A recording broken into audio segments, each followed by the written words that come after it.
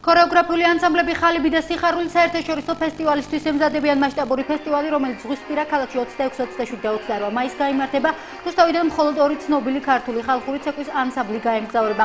თითო ანსამბლი დამსწრე საზოგადოების წინაშე 3 საცეკვაო ნომრით წარსდგება. ხალიბის და სიხარულის მოცეკვავები თავიანთ სარეპეტიციო დარბაზებში კონცერტამდე რამდენიმე დღით ადრე გენერალურ რეპეტიციებს გადიან. კონცერტი, რომელიც ურეკში საზეიმო ვითარებაში გაიხსნება, დახურვის ცერემონიალს განმუხურივ მასპინძლებს.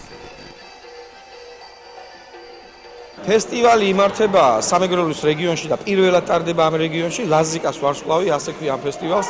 პირველი ეტაპი არის ურეკში, მეორე არის ზუგდიდში და მერე არის განმუხური. მივდივართ მთლიანი ანსამბლის შემადგენლობა 25-დან 27 რიცხვის ჩათვლით. ანსამბლი მიდის ახალი ცეკვა, ლაზური ცეკვით და მიდის ქალთა მოხეული და შეჯიბრით. მიგვაქვს მთიულური, ქალთა მოხეული და ლაზური. და რა ვიცი, წარმატების იმედი გვაქვს.